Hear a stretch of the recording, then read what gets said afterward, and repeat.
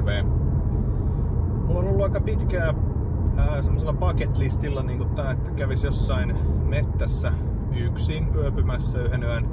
Tiedän, on tosi pelottava juttu. Mutta kun mä sitten sain ton riippumaton tossa viime jouluna lahjaksi, on siellä muutaman reissun tässä kesällä tehnyt, mutta en kertaakaan vielä yksin, niin ajattelin hoitaa nyt sitten tässä ennen kesä loppuu, kun elokuuta jo eletään, niin pois tämmösenkin kokeilun. Että katsotaan nyt minkälainen tästä tulee sitten tästä reissusta. Että ei oo ihan selvät suunnitelmat, mutta täytyy soveltaa. Se on siitä hyvä toi riippumatto, että siinä varmaan sitten voi niin kuin mennä aika vapaasti, vaikka vähän umpimettääkin majoittumaan. Ei tarvii just sitä telttapaikkaa etsiä.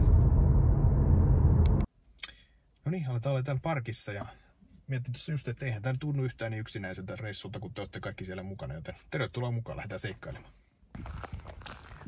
Täältä ainakin kuuluu musajytinää leirintäalueella. Lauantai-illan meininkejä. No, ei siinä mitään. Joku lapsiperhe tosta parkista lähti kans reppujen kanssa vähän sen näköistä, että voi olla, että nekin on öpymässä jossain tuolla, mutta eipä se haittaakaan sinne mahdollisesti mennä peräkkäin. No niin, ollaan menossa. Tajuu, miten mulla voi olla enemmän tavaraa vissiin kuin tuolla nelihenkisellä perheellä. Piti olla mukaan ihan minimivarustus. Siinä on selkeästi vähän parantamisen varaa. On kyllä ihan hyviä tämmösiä kalliokumpareita. Varmaan johonkin tuollaiseen suojaiseen paikkaan saatan laavunkin, jos tarvii. Mikä te on riippumaton. Siinä ei mennyt kauan, kun piti ruveta repiä takkiin pois. Ensimmäinen ylämäki. Tähän mä ajattelin, kun mä laitan tuon takin päälle. Me and my buddy Kyle. We're walking on a long, lonesome road. Se on ihan lammashaitaus tässä. Harvi kun lampaat on tuolla kaukana. Se on morista. On kyllä niin täydellisen näköistä satumetsää. Keuntuvaista toi sammal tossa. Tunnen tosi pieniä polkuja tuolla kanssa. Tiedä miten ne on nyt sit on, koska tässä menee tää valtatie vieressä. Ehkä se on sit niille kävelijöille, ketkä haluaa mennä tuota mettää pitkin eikä tallata tätä motoria.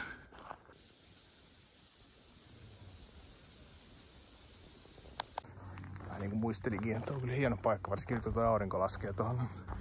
Tuossa oli nuotiopaikalla jotain tyyppejä ja sit siinä oli joku 4-5 telttaa ainakin siinä vieressä. Niin ihan rauhallinen meno sinänsä, mutta ehkä mä ajattelin kokeilla sitä, niin voi vetäytyä johonkin kauemmassa omaa rauhaa sitten. Mulla ei ole niin välttämätön tarve päästä siihen grillipaikallekaan. Katsotaan vähän tätä rantaa tänne toiselle puolelle, mitä täältä löytyy. Ainakin hämähäkin se, ettei. Tuossa vastarannalla on aika eeppisen näköistä kallioa jossain.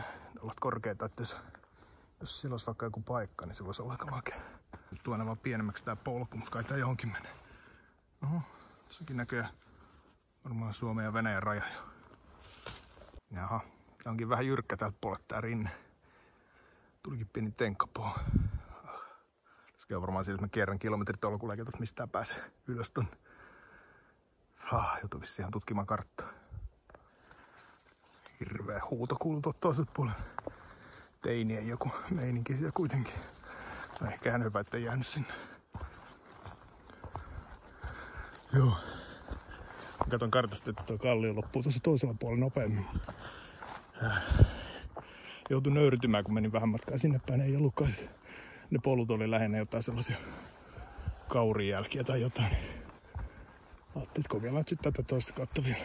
Kyllä tästä jonkunlainen urheilusuoritus tulee kuitenkin. Ai vitsi, että olisi kiva pulahtaa nyt tonne veteen. No niin. Pääsihän me viimein tän ylös. Juuri tonne järvelle näissä oli tuolla noin, mutta joo, täällä on tällaista hakkuaukea. Kyllä tännekin ihan polkuja meni. Katsotaan, täytyy vähän käydä tiedustelemaan, että tosin on joku talo just ihan tuossa kukkulan takana. Muuten vaikuttaisi ihan okolta. Ehkä vähän joku suojautumpi kohta vaan. On vissiin joskus ollut joku metsäpalon tapainen, kun puuttuu munut täältä juuresta. Joo, kyllä tää saa kelvata. Sen verran rauhallinen paikka. Tuo kuulostaa vähän kriipiltä tuo yksi puu, mikä nojailee tuolla. narisee tolleen, mutta ehkä se on semmonen rauhoittava ääni vaan. Tässä rupee kohta painaa iltapäällä, niin mä ajattelin, että mä rupeen virittelemään tosta noin näiden 2 puun väliin riippumattoa. Eiköhän tässä leirin saa kasaan.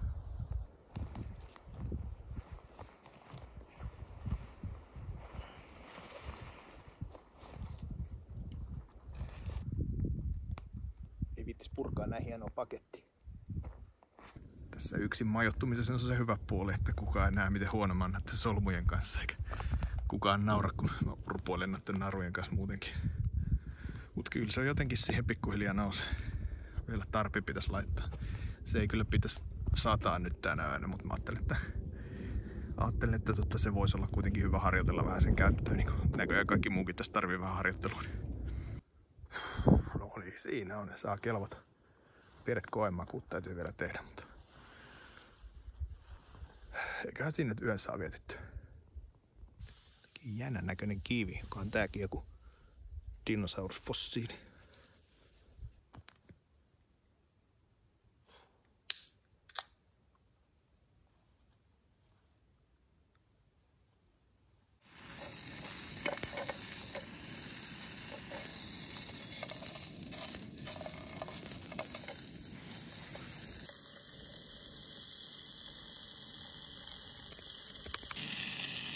Ei oo kyllä hyttysiä hirveästi, jos nyt jotain hyvää pitää sanoa. Tässä vielä, että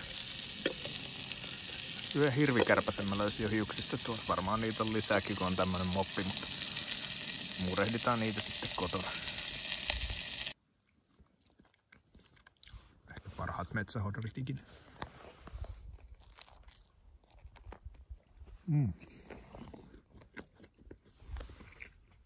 Se on kelpaa.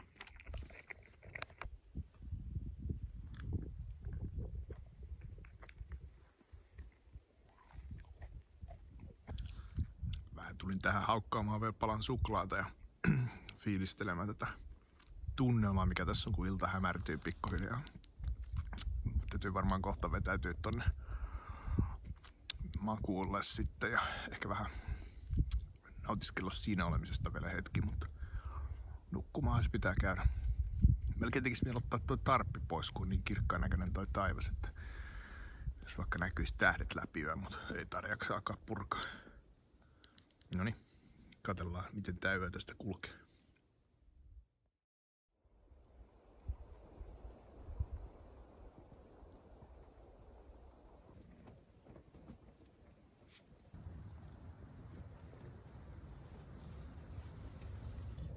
Huomenta.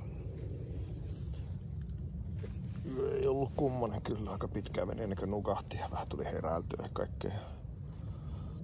Aika lämminkin oli jossain vaiheessa kyllä, vaikka ei pitänyt ehkä 14 astetta yöllä, mutta kyllä siinä varmaan 2-3 tuntia tuli nukuttua, mutta olisi voinut olla parempikin yö. Kyllä varmaan vaatisi sen muutaman yön alle, että tottuisi vähän tähän.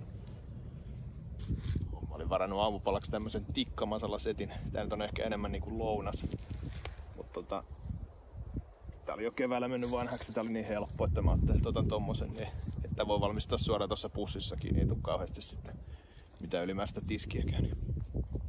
Kahvit täytyy kyllä keittää ensin.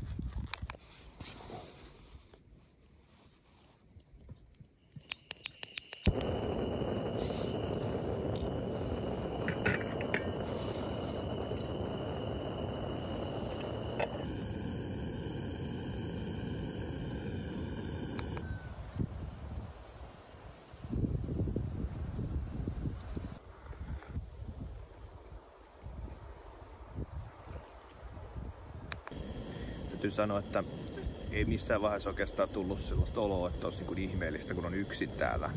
Ajattelin, että tulisi enemmänkin sellaista niin outoa, että hengailet täällä jossain istut omien ajatusten kanssa, mutta tässä varmaan näin lyhyillä reissuilla niin paljon puuhaa ihan ton leirin pystytyksen kanssa ja ruoan vääntämisen ja kaiken sen, niin ei oikeastaan ehtinyt tulla sellaisia hetkiä, että istuisi pohtimaan mitään syvällisempiä tai murehtimaan sitä, että on nimenomaan yksin täällä liikkeellä. Edes yöllä nyt ei kauheasti pelottanut mitkä metsän äänet. Tuo tarppi piti kyllä vähän sellaista ääntä tuossa tuulessa pitkin yötä, että se kuulosti vähän niin kuin, että joku hankaa nyt tai kävelee jossain siinä lähellä tai jotain. Kyllä siihenkin tottui sit aika nopeasti. Yhden kerran mä kuulin jotain ihan ihmeellistä sellaista eläimen ääntä sitten. En tiedä kyllä mikä se sitten oli, vähän sellainen niin kuin rääkäsy tai joku, mikä kuului ehkä 3 kertaa, että se loittoni kauemmas. Se ei oikein ehkä kuulostanut linnultakaan, että se oli vähän semmonen niin kuin joku olisi niistänyt nenää oikein kovaa ääneen tai joku sellainen. En tiedä, ei selvinnyt kyllä mulle mikä se oli. Joo. Ja tää ihan kauheeta on. Heti oli joku hirvikärpä äsken päässä, kun yritin kuvata tätä. Sanokaa hei, jos näette hirvikärpäsi mun päässä, niin huomaan ottaa pois. Oli joku 50 kokonaista mustapippuria tähän. Sanotaan, että vaikka toi viime oli vähän mitä oli, niin kyllä mä oon ruvennut tykästyä tuohon riippumattoiluun. Siinä on selkeästi kyllä potentiaalia, että kun siihen vaan vähän tottuu niin, ja oppii noin kaikki solmujen virittelyt ja muut silleen sujuvaksi, niin siinä on kyllä aika mukavaa sitten. Mä ajattelin, että kun mä saan leirin purettua, niin lähden varmaan johonkin tohon suuntaan haahuilemaan. Ja eiköhän sieltä joku polku tuu jossain sitten, mistä pääsee takaisin sinne autolle.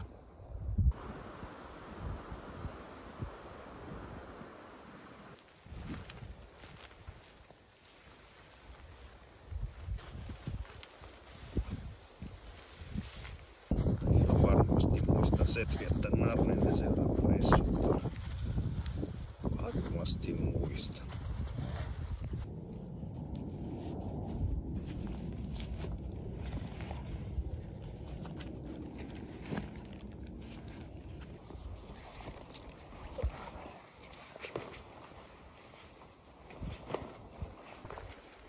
Noniin, se on leiri purettu ja reissu heitetty. Oho, siinä on jotain shaisseja, ei oo mun. Lähden pikkuhiljaa suuntaamaan tosta metsien läpi tonne päin, jos sitä vaikka löytyisi se polku jostain. Jos ei mua kuulu eikä näy, niin sitten mä olen eksynyt ja näivettynyt johonkin tänne metsään, mutta tuskin tässä nyt niin käy.